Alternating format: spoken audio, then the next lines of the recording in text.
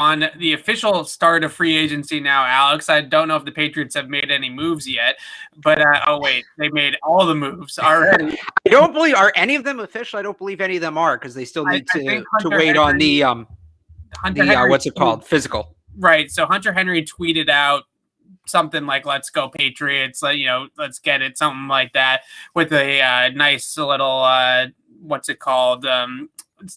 Jersey swap with 86, by the way. So we'll see what that means for Devin Asiasi.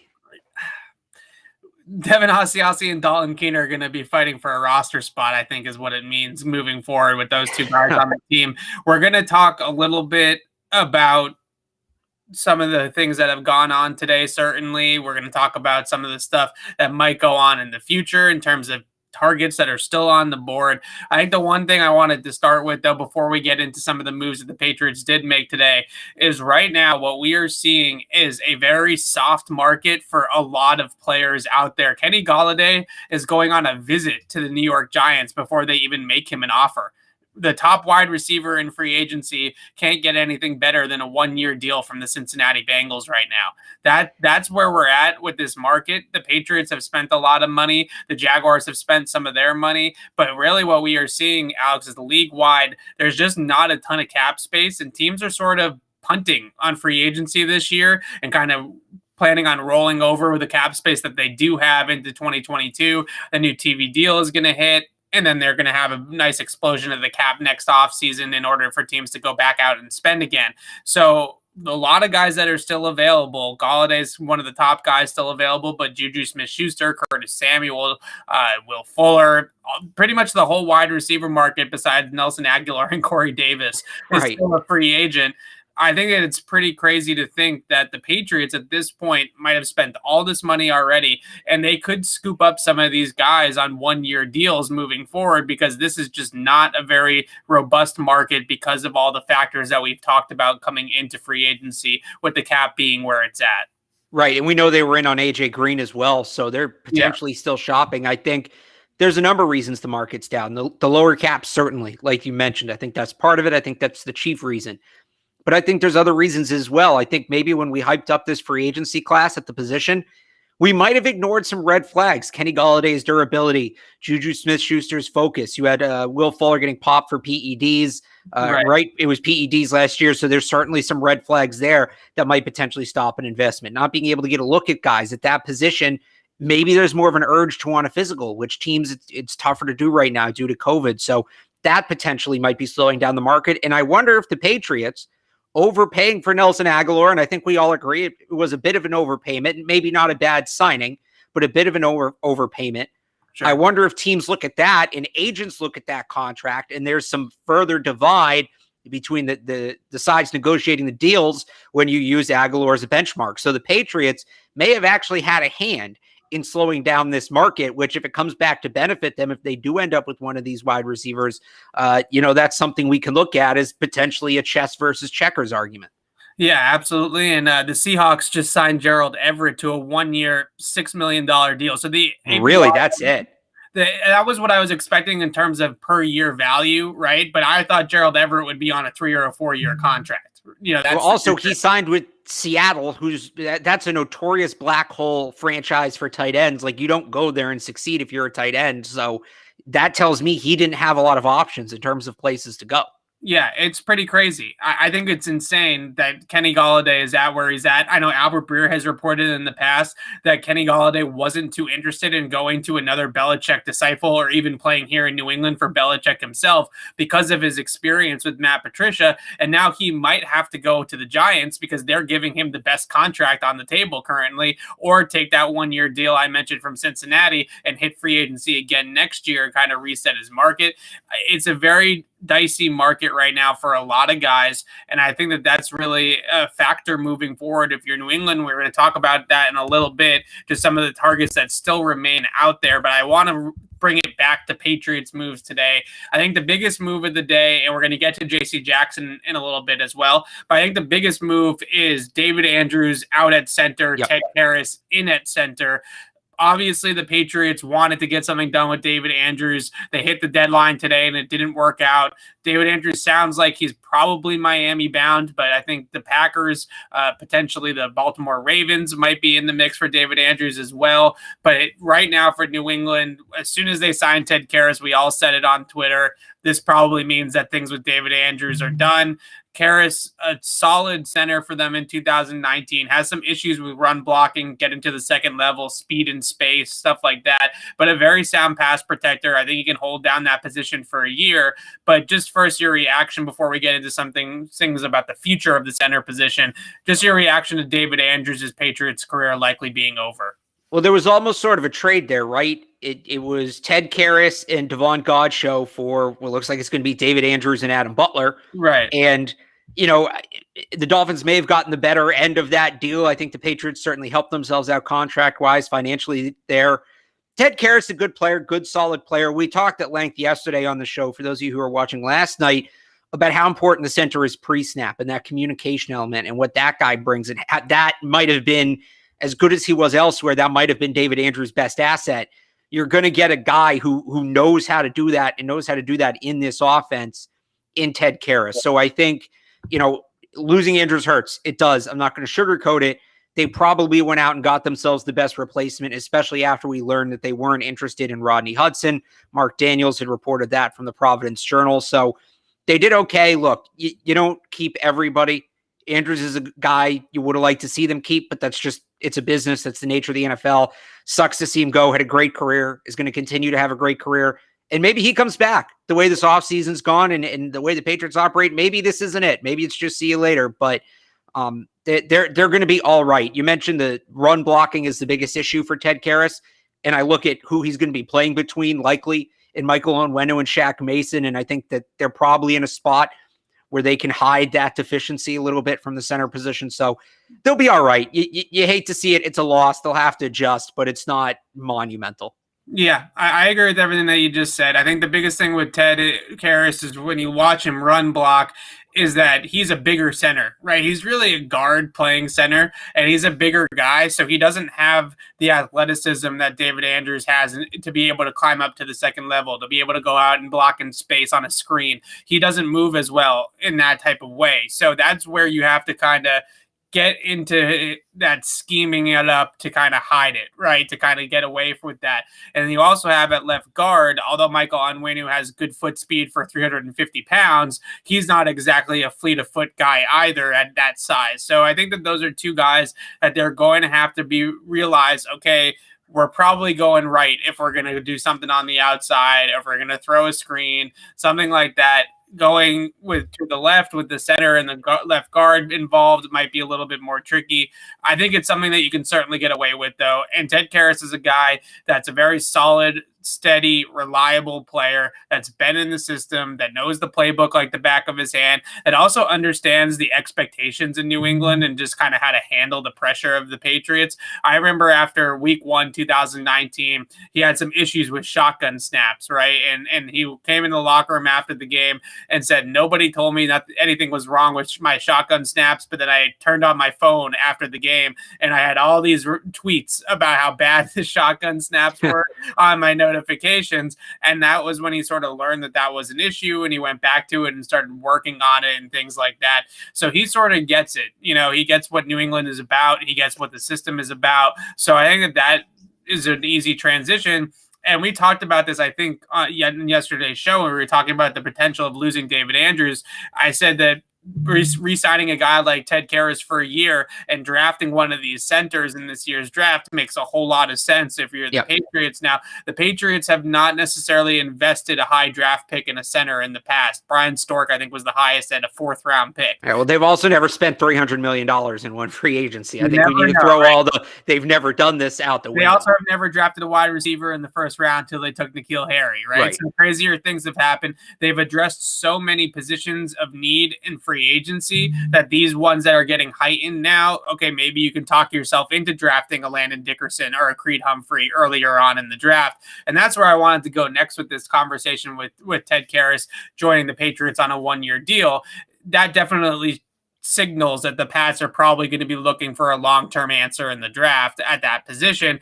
And it's a really darn good draft to need a center, right? Because you have two guys in Dickerson and Creed Humphrey from Oklahoma that are 10-year starters in the league as long as their health holds up. And they have no reason to believe that their health won't hold up.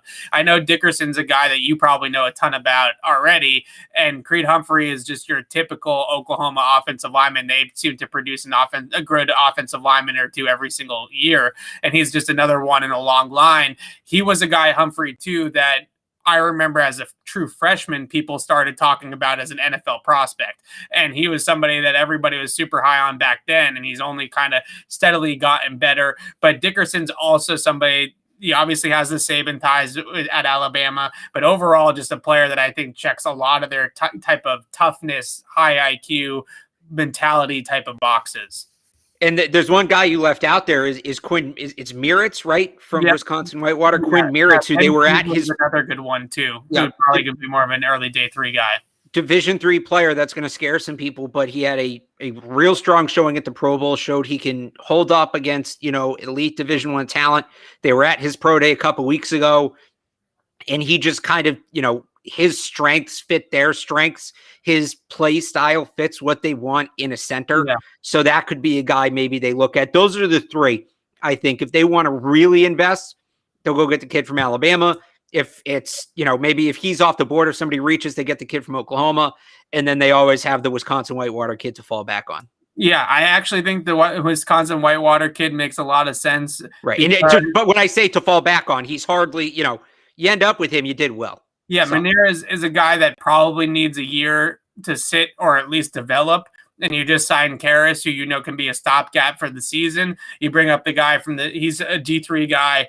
I think putting him in at starting center year 1, week 1 is probably a lot to ask to go from D3 football to starting center of the New England Patriots, right? I don't know if you want to put all your eggs in that basket right away, but if you can develop him behind a guy like Karras, then certainly you can slow play it a little bit and eventually see, okay, does this guy have this play speed? Does he have the play strength to make it at this level of football? He certainly showed that he did at the Senior Bowl, and we know how much everybody loves watching him at the Senior Bowl with the Patriots.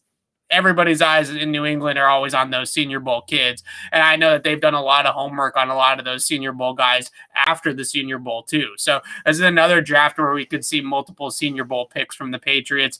Dickerson was down there. Humphrey was also there. Humphrey participated in practices, I believe. Dickerson was still injured from that injury from the national championship game or the college football playoff, right? That carried over in the national championship game, I think it was. And so he didn't participate in practice, I don't believe, but Creed Humphrey did. So if they liked anything that they saw out of those guys down there in Mobile, I'm sure that they're going to be high on the list for the Patriots now. But I think what we're both kind of getting at is, as great of a Patriot as David Andrews was, as great of a leader as he was for New England, they have a lot of options, and Ted Karras kind of buys them some time. So they have a full year of time to develop somebody, and they have a lot of options moving forward, especially in this draft. This draft, and I know I love this with the draft, is absolutely stacked along the offensive line. Whether you need a tackle, a guard, or a center, this is a great draft to need offensive line depth, so that they're in a good spot in terms of that.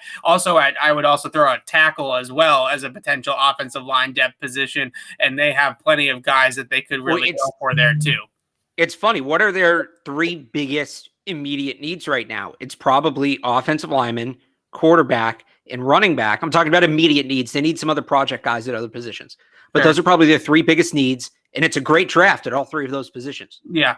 So it seems like, and we're downplaying the draft, and we collectively, Patriots fans, I think, are downplaying the draft based on what we've seen in free agency, and I don't think that's incorrect. And I talked about this yesterday. They only have so many roster spots left. They're probably going to have to condense picks, consolidate picks, end up moving up just so they don't take as many guys, so they can roster all the guys they want to roster out of the draft. So I do think that there is a plan here for the draft, and the draft is going to be relevant. Maybe not as relevant as we thought, but this plan continues into April. I think there's a clear path for them to keep making an impact in the draft on the 2021 roster. Agreed. And this is just such a totally great offensive line draft. I mean, I could gush about some of these tackles for days. I won't, don't worry, but I could, because you got to put that behind like a Patreon. This where is it's just like you going on and on about tackles. Yeah, it's like 15, 16 tackles deep, I would say, in terms of guys that are going to probably go in the first 4 or 5 rounds. I mean, it is incredible. You have guys at the end of this too that are guys that haven't necessarily played in a while because of the pandemic, like Walker Little, for example, from Stanford, who I don't think has played since like 2019, but he's a really good prospect. Sam Cosmi is a really good prospect from Texas. One of my favorite prospects in the entire draft at the tackle position is Dylan Radunes from North Dakota State, who protected Trey Lance's blind side. I just kept on watching North Dakota State tape a ton, and because of Trey Lance, and I'm like, he's never touched on the left side. Like, who's this tackle? And it turns out he's one of the best tackles in the draft. He is a really good player too, really athletic. Reminds me a lot of Nate Solder. So I think that there's a lot to go there in the draft. Let's turn our pages though here to J.C. Jackson. The Patriots did tender him at the 2nd round level. This was a little bit interesting because they could have tendered him at the 1st round level and just said, no one's going to get this player. And obviously one of the better corners in the league, a young guy, still very, very much an ascending player, as good as he has played in his first couple of seasons with the Patriots. But they tender him at that 2nd level. I think there's a lot of ways that you could possibly go from here. My take on it is I think the Patriots are actually hoping that somebody signs him to an offer sheet because they're thinking that it's going to be below market value given what they've seen around the market so far in free agency. Well, I mean, yes and no. I would say if that was the goal, if the goal was to retain J.C. Jackson on an under-market deal, then wouldn't you want to tender him for a 1st-round pick? I mean, I guess maybe that scares teams off together. I'm not saying one's right, one's wrong, but the higher the pick, the less the team's going to realistically offer, right, on the other end? Well, right. So what I'm thinking is that the 1st-round tender, I don't even think teams would have touched that, right? Okay, so you just think at that point teams wouldn't even risk losing the pick. Right, and I think that's fair. Yeah, that's fair. The question is that are you going to give up in such a market that's so cold as it is now? Are you going to give up a 2nd-round pick and most of your cap space to sign J.C. Jackson this offseason? Or are you going to just hope he hits the tender, makes it to free agency next year, and then sign him as an unrestricted free agent, right? You know, those are the two kind of options for teams. And I think for the Patriots, what they're hoping for is that J.C. Jackson jumps at the money that maybe a team offers him on an offer sheet. And let's say he signs an offer sheet that's only at like $10 or $11 million per season. The Patriots, I think, would gladly match that. But they want J.C. Jackson to go out there and see what his market is, even on the RFA tag, and then see if they can get something below market value from there. Because if J.C. Jackson comes back next year on the RFA tender and has a great season, we're talking about upwards of close to $15 million once the cap goes back up. Right. Yeah. So I do think it's kind of a play by the Patriots. And I've talked about this before. They have a way to kind of string him along at cost.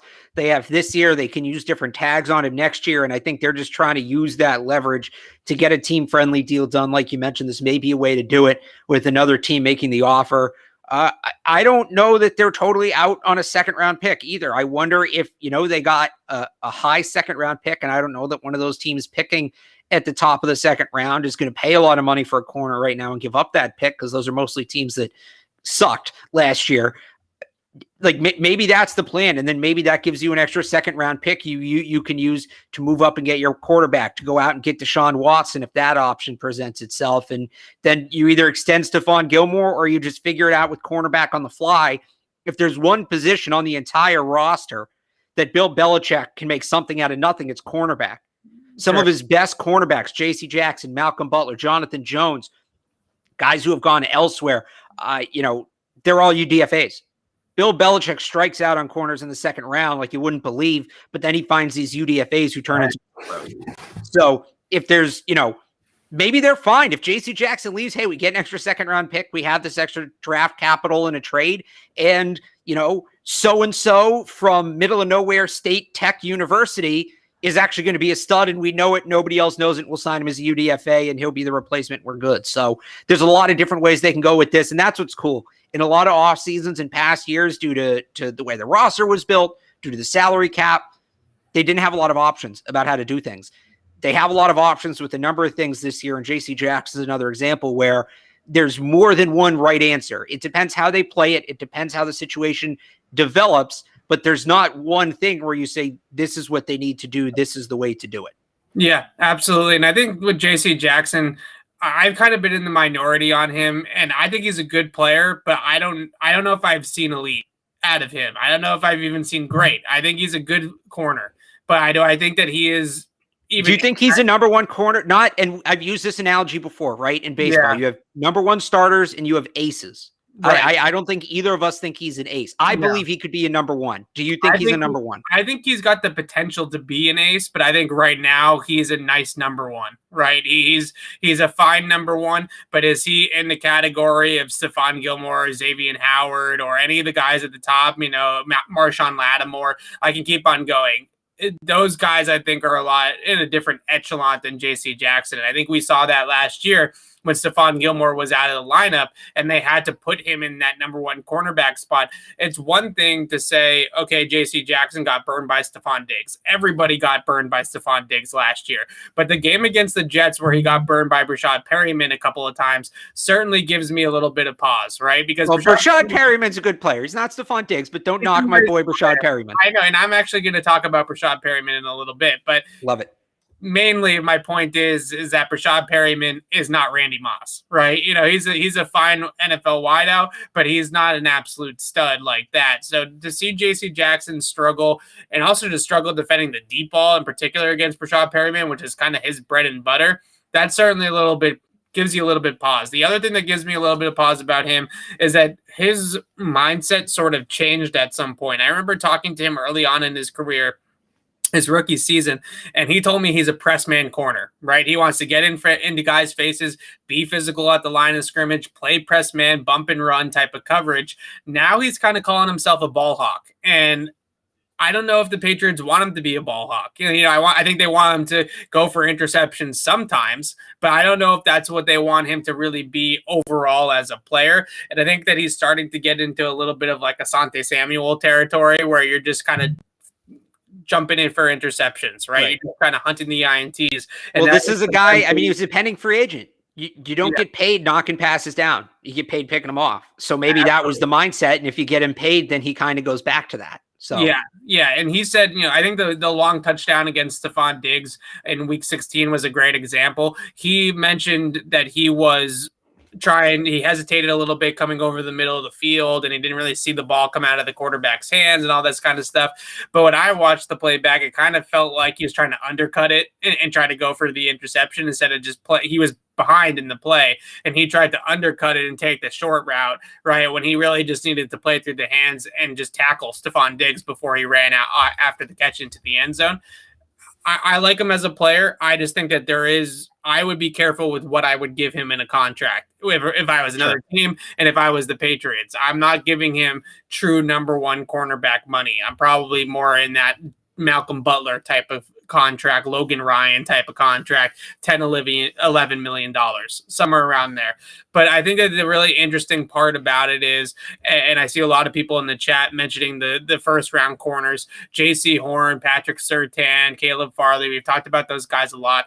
J.C. Horn and Patrick Surtain in particular really scream Patriots to me. Horn is just a really physical press man, long, athletic, reminds me a whole lot of a young Stephon Gilmore, and I think they're going to see a lot of that in him. And Surtain is just kind of that technician, right? He's the guy that really gets the technique and understands what to do and all that kind of stuff. But I think the real fascinating part about this cornerback position is that we know Bill Belichick really values corners, and if he loses J.C. Jackson or if he trades Stephon Gilmore, then they're going to be in a position where they're probably going to draft a cornerback early. And I know that's going to bother a lot of Patriots fans, but that's just how Bill Belichick values that spot. They continue to just take defensive back after defensive back after defensive back every single year in the draft, early on, second round corners, second round safeties. So I don't see that trend ending anytime soon if they're seeing the writing on the wall with Gilmore or J.C. Jackson. Yeah, it's going to come down to really how that Gilmore situation plays out. I think they have until April 23rd is the deadline where J.C. Jackson has to sign that tender and play. So I think that kind of puts a deadline. And that, by the way, would be right before the draft. So there's a chance if Gilmore's on that timeline, if that's the whole cornerback timeline, that we get a resolution on what's happening with Stephon Gilmore in that window as well. Just to go back to the rookie corners, I think it's tough. Like the guys you mentioned, love Patrick Surtain as a player, love him as a fit. I think he's the first defensive player off the board. I think he's the most NFL-ready defender in this draft. I think he has incredible upside. I don't see him getting outside of the top 5. I think Fairley could go relatively soon after him. J.C. Horn's a stretch at 15, maybe a stretch. But I think if they want any of those guys, they have to trade up. I think if it's corner in the first round, you're looking at, Asante Samuel Jr. is probably the 4th corner in the draft after those big 3. You're looking at a guy like that. Yeah, I agree that J.C. Horn may be a little bit of a stretch, maybe a trade back candidate. If the Patriots want to take the draft, how they always take the draft and trade back and accumulate picks and do that sort of thing, then maybe they could get into that J.C. Horn territory somewhere around, 25, 26 instead of 15. But he's a really good player too. I liked his tape a lot. If you go watch him play against Auburn, I think he had like 3 or 4 picks in that game. It was just an incredible cornerback tape. So you can definitely see the talent there.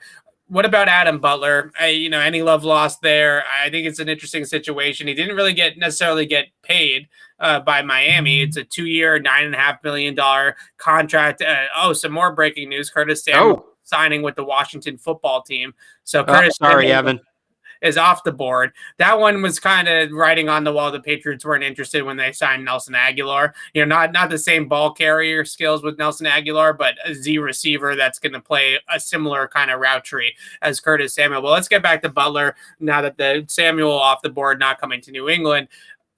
I do think that he needs to be replaced in some fashion, but I do find it very interesting that the Patriots went into this free agency period prioritizing Dietrich Wise as their own free agents on the defensive line and wanting to go out of house for the rest of the defensive linemen. They were not too sold on Adam Butler and Lawrence Guy as guys that they really needed to bring back. They gave Dietrich Wise a really nice contract to come back to New England and promised him that he was going to play more, and actually said to Dietrich Wise that we're going to surround you with new guys. It's not going to be the same old face of characters here next year. There are going to be new guys involved, and that's basically how it's played out. So Adam Butler to Miami on a 2-year deal, joins Brian Flores. Again, needs to be replaced, but I don't think that that's a role that they need to draft early in the draft. Yeah, and good point in the chat, by the way. Curtis Samuel and Terry McLaurin together. Good combo. With Ryan Fitzpatrick. That's going to be a ton of fun. Yeah, Butler, for me, he got shorter money than I was expecting. I think he's a really unique player. And it's sometimes people say that when players aren't good, but they want to be nice. Adam Butler is a really good football player. He also happens to have a very unique skill set in that he's a primary pass rush, true defensive tackle. He's not one of these defensive ends that you move on to the inside to rush the passer. Like, he is a pass rushing borderline nose tackle. You don't see a lot of those. There's almost none of them in the NFL right now. So that's why I thought the Patriots would hold on to him. I think he's actually harder to replace than you mentioned in some sense. You can go and get another guy who's as good of a pass rusher as him, but that guy's also probably a pretty good run stopper, and that's going to be expensive. To get a guy who just has that pass rush ability and you can get for that cost, being a situational player, is tough to find. The reason I think they passed on him is because of what I just said. He's a pass rush specialist, and what all of these moves have been, there seems to be a very heavy focus on upgrading the run defense. And Dietrich Wise, who put on weight last year to become a better run defender and was a better run defender, right? And he played more snaps last year than he had in his entire career. He turned into a true 3-down player. Henry Anderson is a guy who's going to stop the run. Matt Judon, when you talk about edge rushers, is as good of a run stopper as any edge rusher that was available. So even in their pass rusher, they prioritize stopping the run. Devon Godchaux, who I think you might look at as the roster spot replacement for Adam Butler, much better run stopper. Danny Shelton, people mentioned in the chat, like if he comes back, he fits into this. Adam Butler's weakness was against the run. Yeah. So if they're trying to make sure that they upgrade that, right, 32nd ranked run defense, right, that's the number in DVOA last year. They allowed 2,000 yards on the ground, most since 2013. If they're trying to rectify that situation and that's number one on the to-do list, Adam Butler is not a part of that solution. And I think that's why he's no longer here. Yeah, absolutely. I agree with everything you said. He was a one-tech nose tackle that basically was best, and this is why I was a little bit surprised that he went to Miami, was because I think he would definitely be best going up the field, vertically up the field, penetrating in the backfield, both against the run and the pass. But he didn't do that. He went to Miami where they're going to use him basically the same way that the Patriots used him on stunt schemes, different types of things, using him in the pass rush, disguising different types of fronts, multiple fronts, but mostly on stunts, right? Where he's going to be the guy that's going to get that penetration, occupy blockers, allow his teammates to come around and make plays on the quarterback. That's a really kind of niche role. Right. And the Patriots, I think, sort of felt like we can probably get a player that can penetrate and can occupy blockers later on in the draft. Maybe it's even Davin Godshot. There's other options that we can go with there and be a little bit stouter against the run, because every single time they tried to put Adam Butler in a gap and have him two gap or have him hold up at the point of attack, he got pushed around. When he fired off the ball and got in the backfield, he was able to make plays. And that was, I think, a big thing that the Patriots sort of noticed with those guys, is that some of these guys were not scheme versatile. Some of these guys were not run down and pass down players. They're kind of just one or the other. And I think they wanted to get a little bit more versatile. They certainly wanted to get a little bit more stout against the run. I agree 100% there.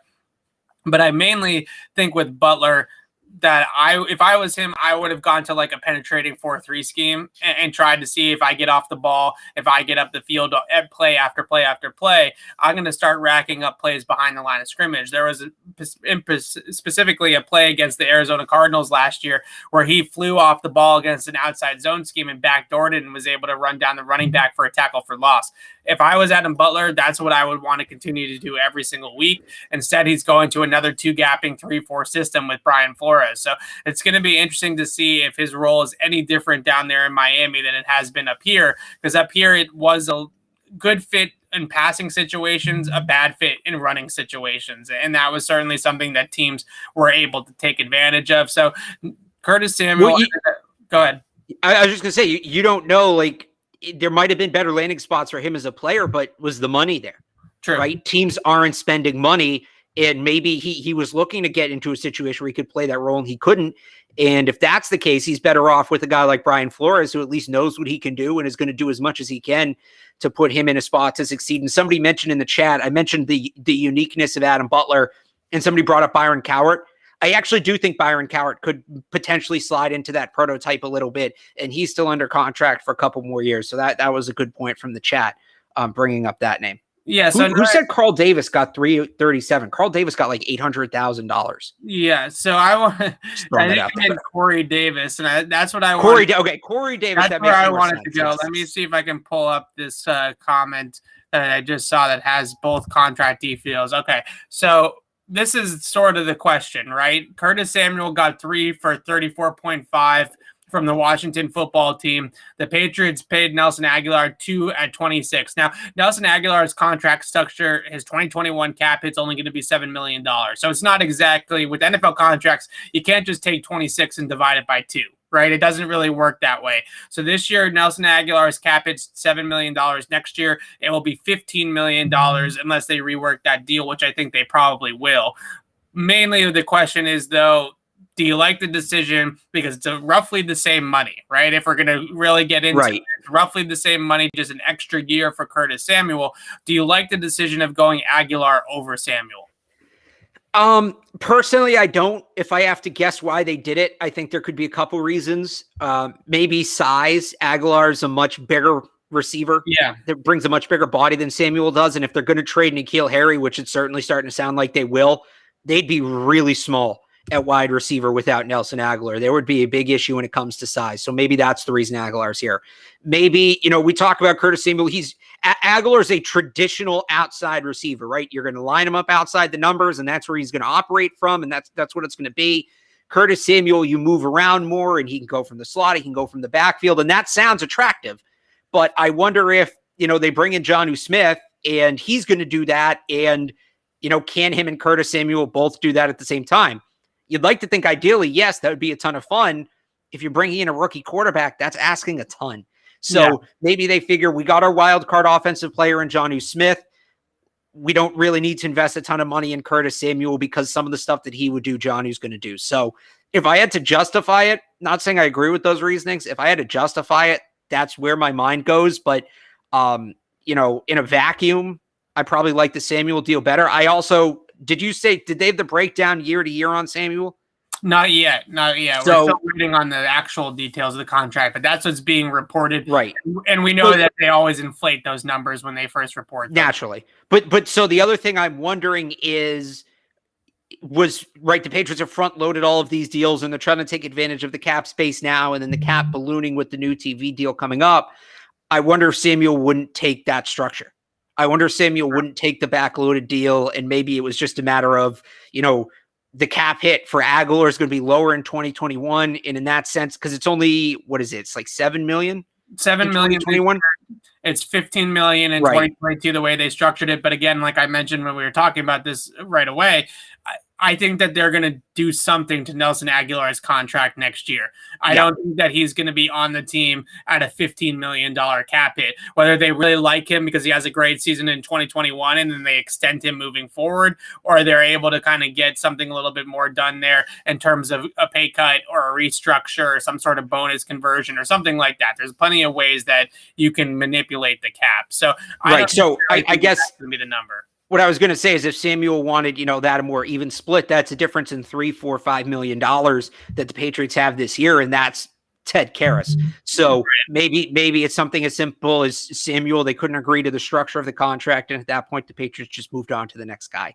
Yeah, so the way I look at it with Curtis Samuel is exactly what you mentioned with Johnny Smith, right? They have their guy that they're going to scheme touches for already. And with Curtis, I think he's a really good player and he's a great ball carrier. He's an electric ball carrier at times, but he is not the type of guy, and he's a better route runner than maybe he gets credit for by some people, but this is not an elite route runner, right? This is not an elite downfield receiver in that respect. He can certainly get open down the field because of his speed, but he's not necessarily that type of guy. So I think that element of it, the scheme touches, the behind the line of scrimmage touches, the yak, get him in space, put the ball in his hand types of plays, I think that they were looking for that to be more of Johnny Smith's role. And with Hunter Henry taking some of the more traditional tight end route trees, I don't think that I think they saw too much overlap there with those three players, right? Hunter Henry is going to be up the seam. He's going to be the option routes over the middle. He's going to be your between the numbers and dominate between the numbers type of threat.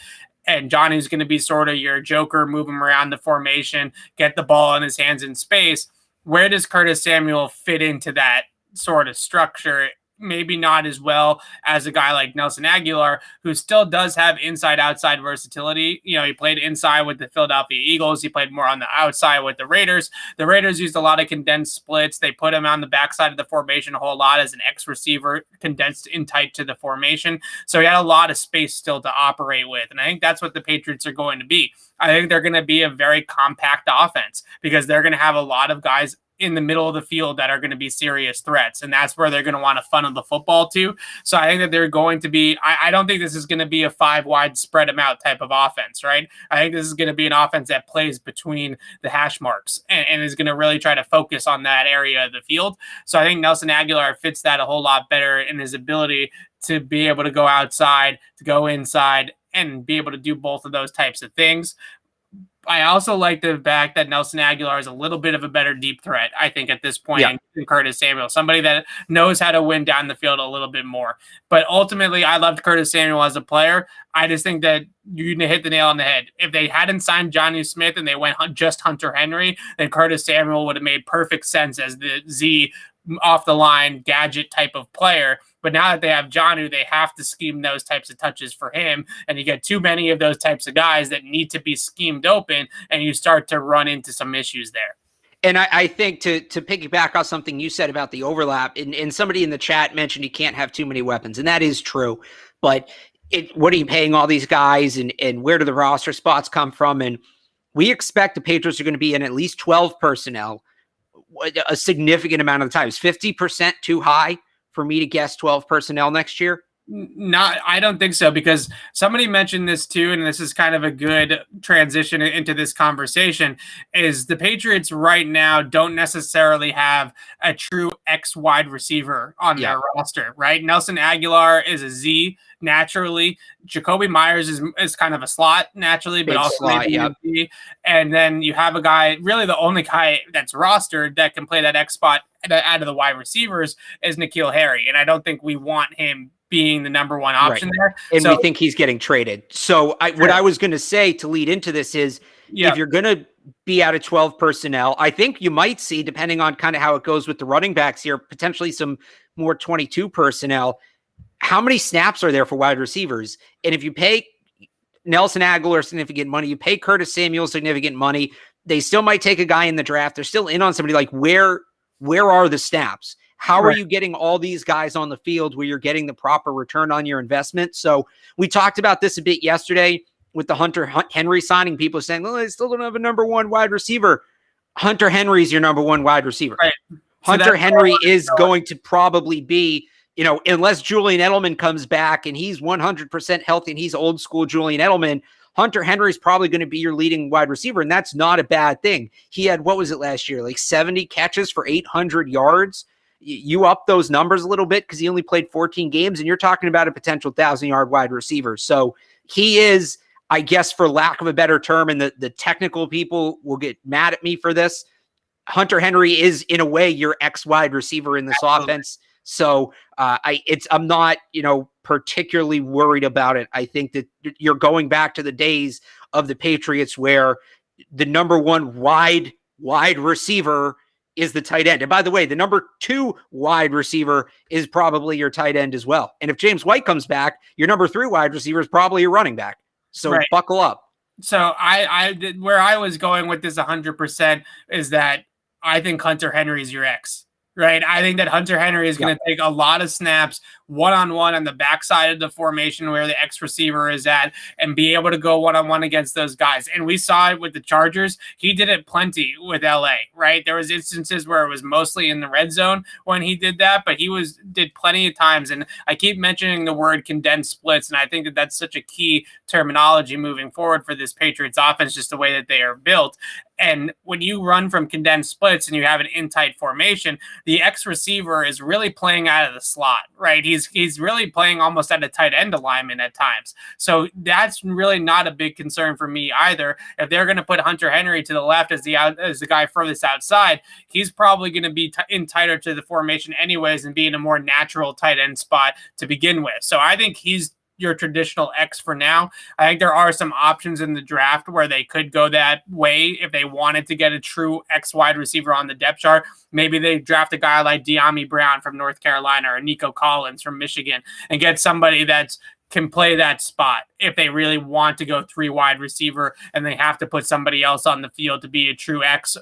Maybe that's the way that they go with it, because I think Aguilar will probably be the F. He'll be on the with the slot receiver, he'll probably be Jacoby Myers. They'll be on one side. You put Nico Collins at the X receiver. You have the tight ends. If that's way you want to go out of 11, then you can probably do that. But I think that ultimately the best way to go out of 11 is to actually have your 11 actually be 12, right? And just kind of make it work with Hunter Henry as your X receiver. That's definitely where I would go. But I also wanted to talk about some of the moves that they can make moving forward. And this is actually a pretty good segue into that, because I actually circled some names in the free agent market still that are true X receivers, guys that maybe they could buy to fill that role. And the guy that I kind of come back to all the time is your guy and our guy now, Brashad Perryman, right? Somebody like that can be that type of receiver. Maybe they end up paying somebody in free agency to come in here and be that guy, especially if they're planning on moving N'Keal Harry.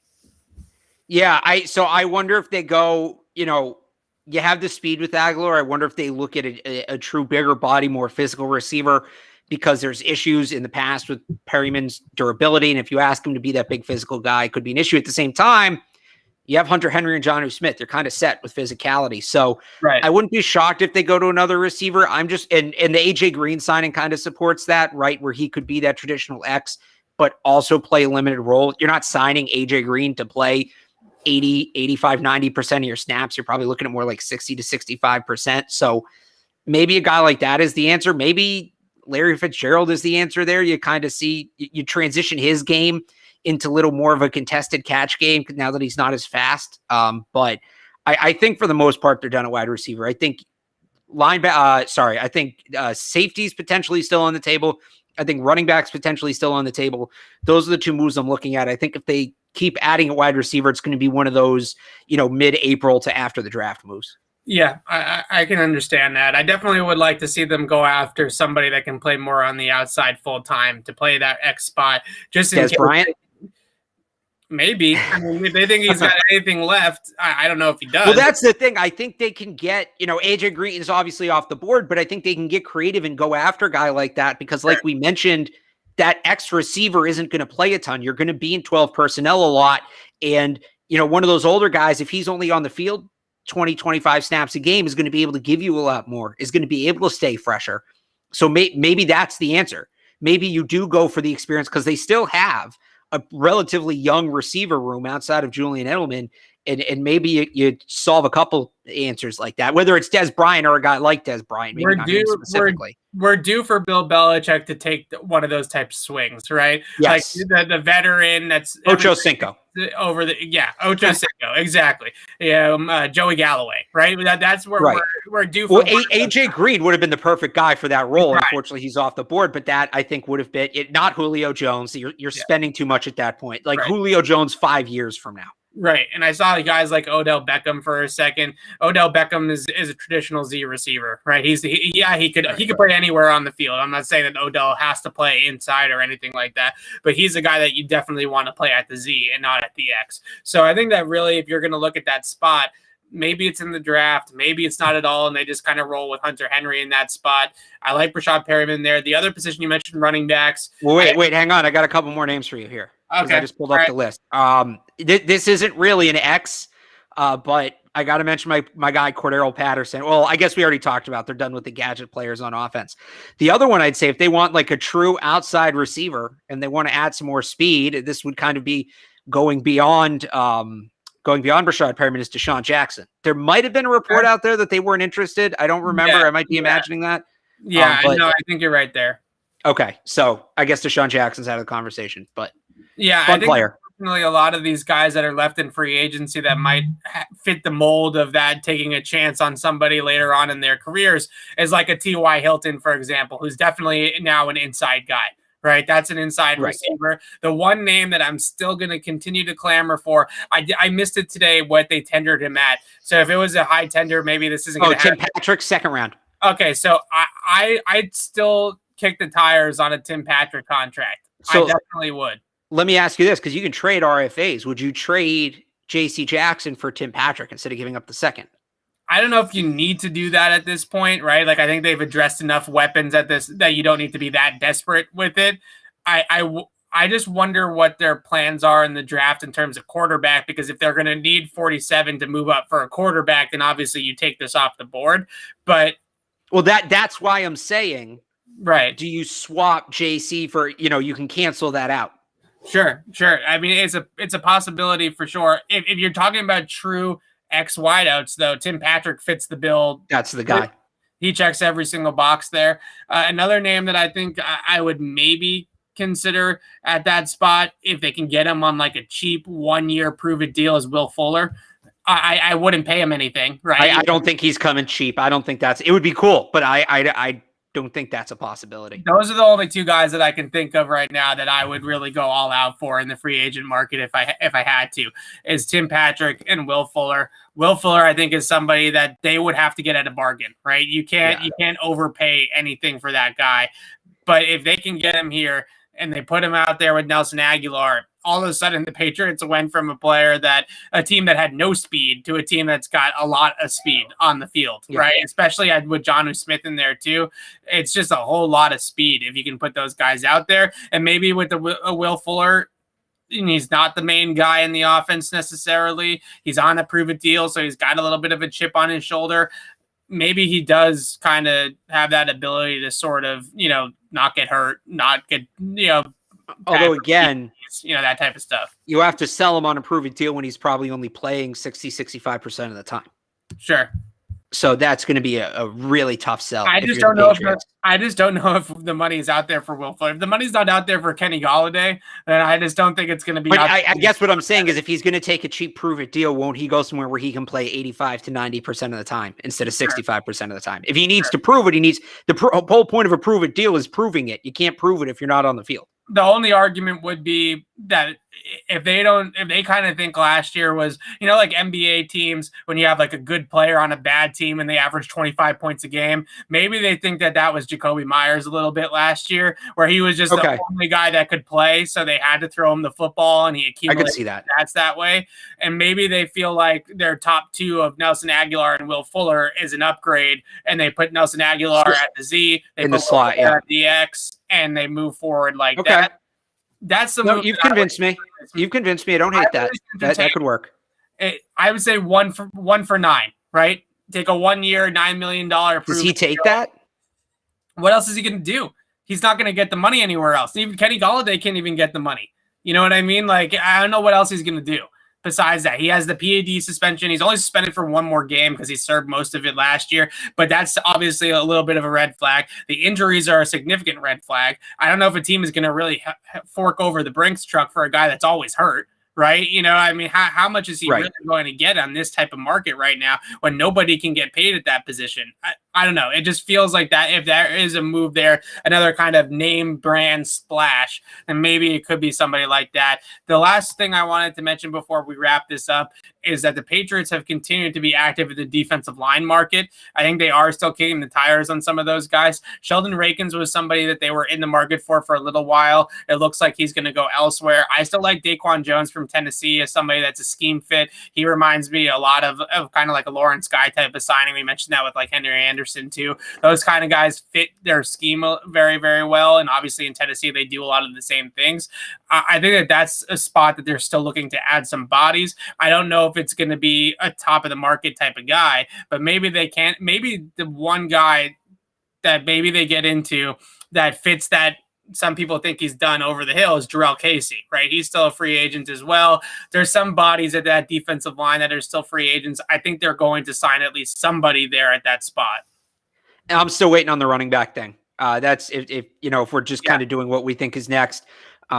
James White's still out there. Duke Johnson's still out there. Phillip Lindsay's still out there. Denver actually just paid a running back today. I don't have the name off the top of my head, but I know I saw right before we came on that they signed somebody or were close to signing somebody. So that, like, what's going on there? Is James White coming back? I don't think Rex Burkhead's going to be in the conversation until he's rehabbed, but is James White coming back, or are they getting somebody else in for that role? I still think that storyline is being slept on. That angle is being slept on, how they're going to fill that spot. Should we mention, because I feel bad, this guy's been in the chat for 3 straight days. Okay. Mentioning Tim Boyle. Oh my God. Who I had to Google.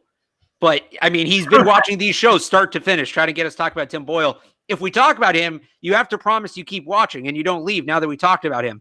But I feel like we should do 30 seconds on Tim Boyle because this guy's been a very loyal viewer. I think my 30 seconds on Tim Boyle is that they can aim higher than Tim Boyle. That's my 30 seconds on Tim Boyle is going to be taken up by my computer loading his Wikipedia page. But he was a quarterback for the Green Bay Packers, attended the University of Connecticut. He is 6'4", 200. No, I mean, I get it. He pushed Jordan Love last year. That's the argument. No, they can do better. They I keep comparing people to Stidham. At that point, you're just going back to Stidham. At that point, stick to Stidham.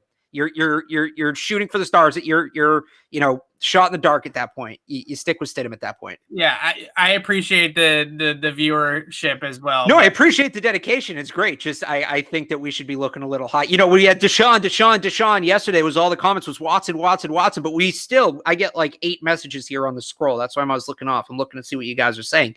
And even with Deshaun Watson hype at its peak, 1 in every 8 messages was at Tim Boyle. It was incredible. Okay. Well, that's great. You mentioned the running backs. Let's do the running backs. I'm crazy. I hate it, right? I don't want it. That I want to talk nothing about running backs. But the Patriots are going to add a running back at some I don't understand how you're so out on one of the most important roles in the Patriots offense. I don't understand how you can be so disengaged with that. I just don't want to pay anybody because I believe in Damian Harris, and I also believe. I'm not talking about that. I believe in two positions. Number one, I believe in Sony Michel as a number one B or a 2. So what we're talking about the third, paying a guy $3 or $4 million to be the third running back on the team. I mean, what are we doing? Okay, so we move on from that. I've agreed with you. I don't know why they're trying to get another early down back. It might be to trade Sony Michel and it's a swap and maybe pick up an asset. I'm talking about when I say running backs, third down back, the pass catching back. That's where my interest is more than the potential Carson and Fournette signings. What are they doing? Are they bringing back James White? Are they replacing James White? That role's so big. It has the potential to be even bigger this year. You mentioned the condensed offense. You can do a lot with the running back out of condensed offense. You look at this, and obviously they're not going to get Christian McCaffrey, but they run, that offense when it's condensed. Cam's last couple years there, they were able to really just get him a lot of opportunities and get him rolling. And then he used his natural ability to go beyond that. This offense is kind of set up where a pass catching back can really make an impact. And we still don't know who that guy's going to be on this team. Okay, so the one guy that I can get behind, and it might cost them too much, and this might actually surprise you. If they can get in on Phillip Lindsay, then I would entertain that as an option because I actually think that he fits perfectly as not a bell cow running back, right? He's your change of pace. He's a guy that you can put on the field on third downs. He's somebody that I feel like can fill in that James White, Rex Burkhead type of role, and Damian Harris and Sony Michel are going to tote the rock probably 250 times combined, and you let Phillip Lindsay play the other snaps and get involved in the passing down situations and just sort of be that scat back, that elusive guy, that explosive guy. I still feel like they're missing that. And if they want to add a running back, I would much rather them see add a guy like Phillip Lindsay and go after Leonard Fournette or Chris Carson, right? I've got enough power backs to save my life. So let's go out there. I'm agreeing with you on that. And get somebody that's at least got some ability to run, is an explosive. And Lindsay's got some durability issues because of his size. So you bring him in, you only play him 45% of the snaps, 40%, maybe even less. And he doesn't have to work, doesn't have that workload that Denver was trying to put on him because he had that Pro Bowl season. If they can somehow get Phillip Lindsay for a decent contract, nothing overpaying, fine. Then at least I can be excited about that move. So you're out on like Duke Johnson. I think so, because I think they can replicate any of these guys in the draft if they actually played them as a rookie. But they're not going to play them. They need a veteran at that spot. They do. Let's work under that assumption. I guess maybe if they had, I think the same conversation for all of these running backs to me is that, first of all, I would prioritize a guy that can win in the passing game. So I don't want anything to do with Leonard Fournette and Chris Carson. I really don't. Agree. The second thing is I got $3 million to give to a running back. Whoever wants it, whoever can play that role, fine, right? Just fine. But I'm not paying anything more than that to that position, especially when you have Damian Harris and Sony Michel rostered, and you know that those are going to be the guys that are going to spearhead your actual ground game. So it's still, to me, Duke Johnson is basically like a wide receiver playing running back. So I guess maybe if you want to go that direction, I'm okay with that too. I'd still prefer Lindsay, but maybe Lindsay ends up being more expensive than a guy like Duke Johnson. I think those two. I think Kenyon Drake would be a good option, but he's probably outside of the price range that you're talking about, and he might end up being too expensive. He could end up in the $5-6 million range. So we'll see. But I still think that's now that David Andrews, we know he's gone. We don't know where he's going, but we know he's gone. The number one thing I'm watching right now is what they do at the running back position. Yeah, me too. The pass catching running back position. Since I have to specify for guy too, and I'm actually really surprised that he re-signed with Indianapolis, was Marlon Mack. I thought that if they could have gotten Marlon Mack, that would have been nice. I don't know why he's going back to Indy. He's just going to back up Jonathan Taylor and Nyheim Hines and not play. So I'm not really sure what the decision was. But does that make Nyheim Hines available? Maybe the Patriots call on Nyheim Hines. They got to get rid of some of these draft picks. Now you're talking, because Nyheim Hines is the player that's the guy, right? I wanted Nyheim Hines to be the next James White here in New England, 100%. I thought that he could had that ability. We're not sleeping on J.J. Taylor. We've talked a lot about J.J. Taylor on this show. We are concerned about his size, though, right? I would say on top of that, they've always had two guys. Even when there's been James White, there's been a second guy, whether it was DJ Foster or for the last few years, Rex Burkhead. They've always had two power backs, two pass catching backs, and Brandon Bolden. Right. Both James White and Rex Burkhead are free agents. Rex Burkhead's also coming off a torn ACL. So even if you bring him back, you don't know what his condition is. So even if they draft somebody, and I see it in the chat, you're talking about like guys like Demetric Felt and CJ Verdell, who would be good additions. I think that's actually the way you do it. You draft a pass catching back long-term to be the next James White, but you got to sign a veteran too, because they don't play rookie running backs. And they've always had, right? At the end of Kevin Falk's era, they had Danny Woodhead. When Danny Woodhead was ready to go, they already had Shane Vereen on the roster. When they knew he was about to be up on his contract, they had James White, and they also had TJ Foster. They had two options. Maybe JJ Taylor is that next guy, but even if he is, and I'm not saying he can or can't be, but even if he is, they always have two of those guys. So where are you getting the other guy from? If you go with the draft, you essentially have two rookies because JJ barely played last year. I think getting a veteran in there, whether it's to play alongside JJ Taylor, ahead of him, or behind him, you got to get a veteran in there some way, some form. Yeah, I agree with what you said. To me, if you're just going to do this, though, then just give Rex Burkhead like $2 million and sign him back, right? You know, but I don't, with the knee, I would be very careful with that. I guess maybe that's their hesitation, but if they think that they have anything in JJ Taylor, right, then they don't necessarily need Rex Burkhead to play a whole lot. I don't know. The JJ Taylor thing, we broke this down yesterday too. It's all about, is he going to have the size to hold up in blitz protection, right? When guys blitz up the middle, is he going to be able to hold up there? I don't know. I don't know if he's going to be able to take on a Mike linebacker in the A gap. I don't know if he's going to be able to do that at 5'7", 160 pounds or whatever he is. So somebody mentioned two things somebody mentioned in the chat. The first one was, can't Harris be a receiver? That is actually something I think worth talking about because he was a good receiver at Alabama. The question is, running backs wear down easy. And if he's going to be a 20 to 25 carry a game guy, you don't want to also throw him the ball 10 times because he's not going to make it through the season, especially now if they're adding that 17th game. So, it's where is he more valuable? As a pass catcher, as a runner? Probably as a runner. The other one, and this is for you, I'm mentioning this specifically for you that I saw in the chat. Williams? No, somebody mentioned, Damian Williams would be a good one too. I wouldn't hate Damian Williams, but somebody mentioned, did Amari Rodgers work out as a running back? Okay. And I know that's your guy. Don't do that to me. All right. They've done enough great things already that if they add Amari Rodgers in the draft on top of signing Johnny and Hunter Henry, then I will be totally satisfied with anything else they do moving forward. I'll even be satisfied if they play Cam Newton at quarterback, if they have those types of receivers. I think the comment meant Amari Rodgers lining up at running back, but yeah. Amari Rodgers definitely lined up. Letting us know Patrick Peterson to Minnesota, 1 year, $10 million.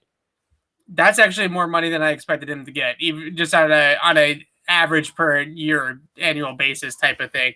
But yeah, if they can get Amari Rodgers with the weapons that they've already added, he's Curtis Samuel, right? Like he's that guy. But in the draft, you're not paying $10 million a year. Maybe it's Jalen Darden, and maybe it's. I meant to say that when we were talking about Samuel. They can still go get that guy. Maybe it's Jalen Darden. Maybe they go out and they get Kadarius Toney, whoever. So. That would be ridiculous. Now, I still think they should trade up for a quarterback. I still think that should be a priority in the draft. But if they can somehow trade up for the quarterback and add Amari Rodgers or add Jalen Darden on day 2 with one of their other picks, then that is a gold offseason right there. Well, if you can move Gilmore for a pick, let's say you move Gilmore for a second, maybe you give up the 2 firsts, right? First this year, first next year, and one of your seconds this year, right? You turn Gilmore into that second round pick. That gets you the quarterback, and you keep that other second, and then you still have that second round pick, and maybe that turns into a guy like Amari Rodgers, or defensively, we were talking about replacing Adam Butler, maybe a guy like Marvin Wilson, or is it Tyler Shelvin from LSU, the guy you like? Yeah. Tyler Shelvin. I forgot if it was Tyler Taylor. So I think there is a way for them to move up for the quarterback and keep a second round pick if they're willing to move on from Stephon Gilmore. Yeah, I definitely think that that's in play. Everything's in play, but I think what we have seen so far in free agency, and Drew Rosenhaus, who the Patriots signed 4 Rosenhaus clients, actually was on, I think it was NFL Network or ESPN, one of those two, and he said that when he was talking to Bill Belichick during negotiations, he felt a different vibe from Bill than he's ever really felt. Way more aggressive Bill Belichick, right? A guy that's trying to go out there and make these big moves and make these splash signings and all that type of things. And I feel like if you're going to do all of this, and then you're going to come back and Cam Newton on a $5 million contract is the quarterback of this entire thing that you just spend over $300 million on in free agency. Right. It just doesn't add up to me that they're going to think big at all the other spots and they're going to pay all of this money everywhere else. And then they're going to pay the quarterback $5 million. And it's not a rookie, right? This is a guy a former MVP, not a rookie. I don't know. It's just a tough sell for me that they're not moving up in the draft. We talked about Deshaun Watson yesterday. I still think that there's some logistical stuff that makes that really difficult. Are the McNairs going to let Nick Caserio him to his old look? I don't want to get into the other stuff that's going on with Deshaun Watson, but at this point, I think the McNairs are capable of literally anything and everything. Again, I said this last night on the show. I'll say it again. Albert Breer kind of put out there that the backlash from the fans would probably prevent Houston from trading Deshaun Watson to the Patriots. You just can't do that. It's just if they cared about the backlash, but if they cared about the backlash of the fans, that ship sailed 2 years ago. If they cared about the backlash of the fans, Nick Caserio wouldn't be there. Hell, Jack Easterby wouldn't be there. I don't think it's necessarily the backlash of the fans.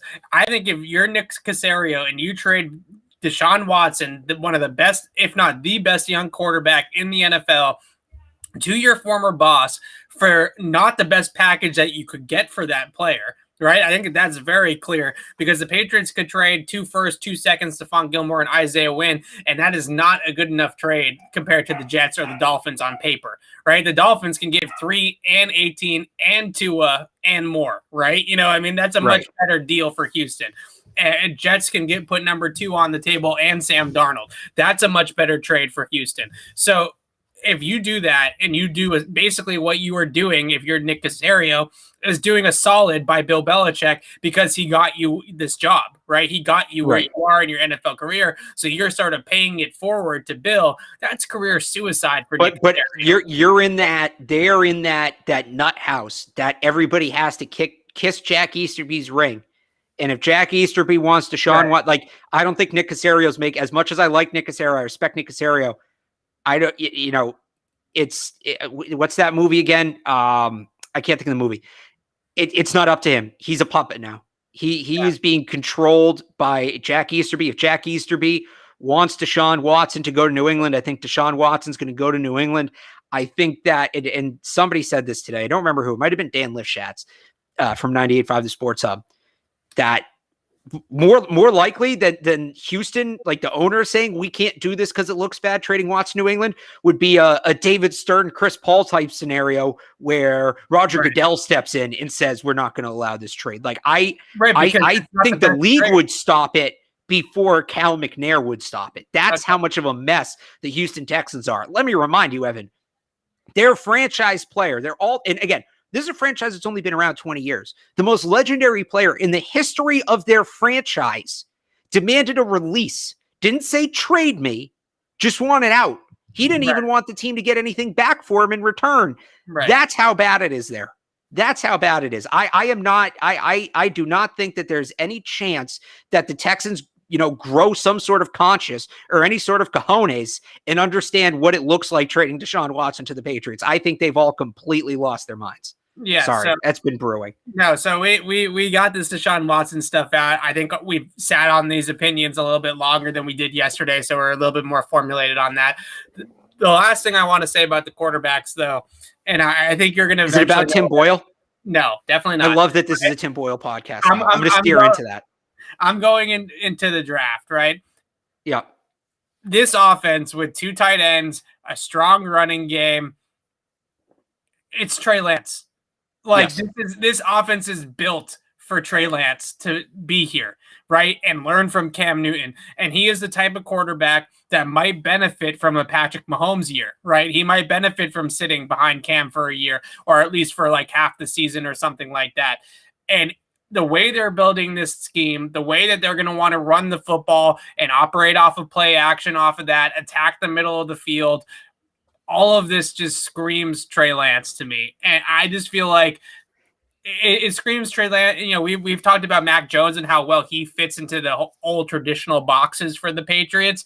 I think now when you look at the type of scheme and the type of offense that they're building, the playmakers that they've accumulated, this is Trey Lance. This has him written all over it to me. If you just want to read the tea leaves of the moves that they have made and who they might be thinking about actually drafting, going up and drafting, Trey Lance is definitely the skill set that totally fits what they're doing. He's definitely the type of guy that is going to want to throw the seam, that's going to want to throw the ball up the field. And now you have these tight ends that can run the seam. You have Nelson Aguilar, who's an explosive wide receiver. It's just all over it. And they have the guy in Cam that can ease him in, that can teach him, that can show him how to be a dual threat quarterback in the NFL, that can do all of those types of mentor things. And I think that that's actually going to be something that Cam would embrace, knowing that Trey Lance might be sitting the full season and Cam's probably going to start the entire year anyways. I don't know. I feel like if you're looking for a splash at quarterback and you want to read tea leaves and you want to look into everything a little bit too much, it definitely feels more like Trey Lance in a trade up than Deshaun Watson coming here to New England when it doesn't really make much sense. I think the most important question pertaining to the New England Patriots after the last, 48, 72 hours, right? And I've said there's a lot of important questions. Running back, pass catching running back, important question. Future at center, important question. How they're going to use Johnny Smith, important question. The most important question, that the question all Patriots fans should be asking themselves and trying to answer, how do you get from 15 to 6 in the draft? Yeah. That's what it comes down to. I mean, if Trey Lance isn't there at 6, you're going to get a shot, I think, at either Wilson or Fields, who would also be, by the way, decent fits in this offense. Sure. You're going to get, we're saying Lance because I think we assume those guys are off. Is Lance a better fit, a better option than those two guys if they have a choice? I think so. I really do think so because Lance can operate in the quick game that they're going to want to do under Josh McDaniels, and he can do the Cam package, right? I think Zach Wilson's a mobile-ish quarterback, but he's more like mobile, like a Baker Mayfield is mobile, right? Where you can roll him out and you can move him outside the pocket, but he's not truly a mobile quarterback. I think Justin Fields can fit it too, to a degree, certainly. But to me, the guy that I think is really checks all the boxes and kind of fits exactly what they want is Lance. And I just feel like the perfect kind of transition for the Patriots is Cam handing off the baton to a guy like Trey Lance and kind of learning from the original Trey Lance in Cam and kind of, mentoring the young kid along. Yeah. And I just feel like that is such a great fit. I think that's such a great way to go about it. And now that they have all of these things covered in free agency, there's absolutely no reason to stockpile these picks. The Patriots do not need to make 9 picks in the draft in April. No. They don't. No. So, and by the way, they don't have a ton of pending free agents next year, right? These guys they've signed are on mostly 3 to 4 year deals, and the way they've structured their contracts, they don't have a ton of guys up next year. So consolidating picks goes beyond this year. If you want to give up that first round pick next year, I think that's on the table. When I look at it, Evan, and there was a report today from the guy who runs NFL Network. I'm blanking on his name. The son of the original guy. Do you know who I'm talking about? Lance Zierlein? No. The NFL film. Sorry, NFL Films. Oh, Greg Cosell. Greg Cosell, yeah. So Greg Cosell was on Outkick Radio today, and he said that what he is hearing is the Jets they want to move forward with Sam Darnold, apparently. Yeah. Just one report, but they might want to move forward with Sam Darnold. That's huge for the Patriots because if they do that, it takes one team out of the running to trade up to 6 because you figure the Jets, if they're keeping Darnold, they're going to trade out of 2. They're not going to keep that pick. So all of a sudden now you have a little less competition. You're probably going to have 3 quarterbacks in the top 4. It's good. Lance should be there at 6. I think at 5, you're pinning in Cincinnati. They're taking Penny Sewell. That's is what it is. That's there. You got to get to 6. You got to figure out what's the math to get to 6. Is it 15, a second, and a future first? Does it involve Stephon Gilmore? Does it involve another player? Like, how much do you have to give up to get to that point? That's the mental, that's the mental exercise we all need to be doing because I think that's what it's going to come down to on draft night. And as I've said many times, if they truly believe, if they're as sold on Lance as you are, and as some people are, and if they believe he's the guy that's going to come here and start for 10 to 15 years and win playoff games and potentially win a Super Bowl or 2, no price is too high to move up and get it. So Tim Boyle's that is unless Tim Boyle's available. Shout out to Tim Boyle. He's here. I love this. I think somebody was listening to us and actually created a Tim Boyle account. I think that's what happened. So I that's exactly what happened. So I'm going to say this Tim Boyle, he wants to be here. Let's get Tim. No, I've patted the table for Trey Lance for a while now. Why not? Why can't we have both? Why can't we have both Trey Lance and Tim Boyle and Cam Newton, and that's your quarterback room, and you have 3 potential MVPs in that room? I think well, 2 potential MVPs and a former MVP. Trey Lance, get him here. All right, Alex and I will be back tomorrow night. Plenty of more Tim Boyle talk. We're going to talk a lot more about Tim Boyle. I'm going to continue to talk a lot about Trey Lance, and all you guys are probably going to get annoyed by it at the end of the get used to it. That's what I'd say. Don't get annoyed by it. Get used to it. I was not, Evan, you can remind the people. I was not sold on Trey. I wasn't anti-Trey Lance, but I wasn't sold on Trey Lance. I was just kind of, North Dakota State hasn't played in a year. You and watching him a little bit more, the pro day did a ton to sell me on him.